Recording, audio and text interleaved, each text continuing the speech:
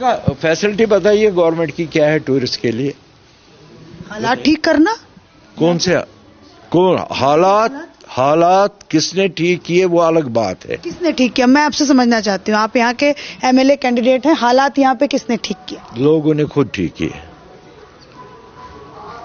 हमने खुद अपने हालात ठीक किए। हमने बंदूक उठाई, हमने ही बंदूक छोड़ दी। क्यों छोड़ी आपने बंदूक? क्योंकि हमको पता चला कि बंदूक से कोई फायदा नहीं निकला। आपको कैसे पता चला कि बंदूक से फायदा नहीं है?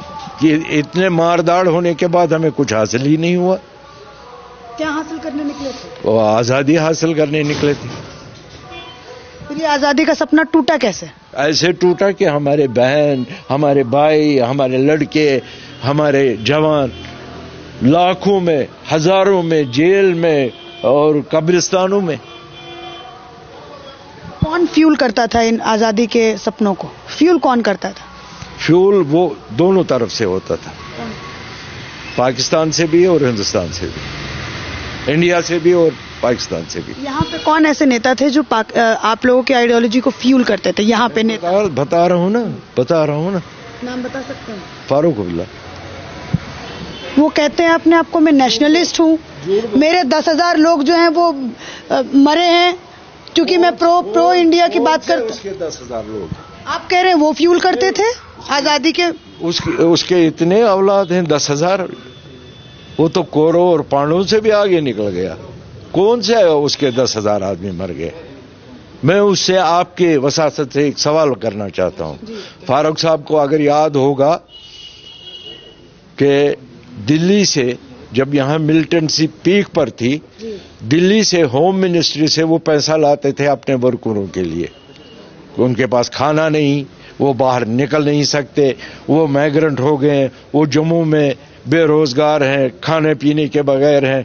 वहां से पैसा लाते थे होम मिनिस्ट्री से। वो पैसा कहां गया? किसी को मिला? क्या कहता है फारूक अब्दुल्ला? मेरे सामने मैंने खुद, आपने भी कहा मेरी उम्र 77 है, फारूक में से 3-4 साल बड़ा है।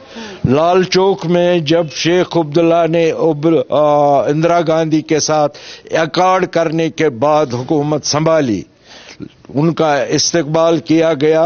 लाल चौक में लोग उनको बेवकूफ बनाया। उन्होंने सोचा पता नहीं शेख अब्दुल्ला ने क्या लाया होगा। उन्होंने वही लाया, एक कुर्सी चीफ मिनिस्टर की, वजीर आजम की नहीं। मेरे सामने फारूक अब्दुल्ला ने एक स्टेज बना था बड़ी बड़ी बसों का। ये मुझे ऐसे याद है जैसे कल हुआ है। मेरे सामने तकरीर में उसने कहा मैं JKLF का बुनियादी मेंबर हूं। फारूक साहब ने? जी। आज वो कहेंगे मैं दूध का दूल्हा हूं। मंदिर में जाएंगे राम राम करेंगे, मस्जिद में जाएंगे अल्लाह अकबर करेंगे, मस्जिद आस्थान पर जाएंगे लोगों को कहेंगे नमाज पढ़ो, खुदा से डरो। अरे यार, तुम उस वक्त नहीं डरा जब तुमने ऑर्डर दिया लोगों को कत्लेआम करो? उस वक्त तो डरना चाहिए था। ह्यूमन बीइंग, आपको किसने हक दिया है किसी को मारने का? उस वक्त तो फारूक साहब नहीं थे।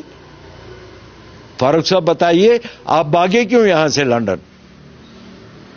अगर हम यहां मिलिटेंसी में चाहे कुछ भी हुआ हम यही टिके रहे, हम भागे तो नहीं। आप हमको माइग्रेंट नहीं कह सकते हो। और दूसरी बात में दावे के साथ कह सकता हूं, हमारी कम्युनिटी में से एक भी आदमी बाहर जम्मू तक नहीं गया, माइग्रेशन नहीं किया, हम यहीं रहे। फारूक साहब कहां? लंदन में बैठे अपने बच्चों को लेकर। आज तो ये हालत है। अब पहले शेख अब्दुल्ला, उसके मरने के बाद अब फारूक अब्दुल्ला के बाद उसका बेटा उमर अब्दुल्ला। कल मैं अपनी कॉन्स्टिट्यूंसी में टूर कर रहा था एक तरफ, तो देखा कि उमर अब्दुल्ला के 2 साहिबजादे, इतनी सिक्योरिटी उनके आगे पीछे। हम टिक रहे, भैया हमें जाना है, हमें रास्ता दो। ये नादिरशाही कब तक चलेगी? बादशाही कब तक चलेगी? डायनेस्टी पॉलिटिक्स खत्म होनी चाहिए।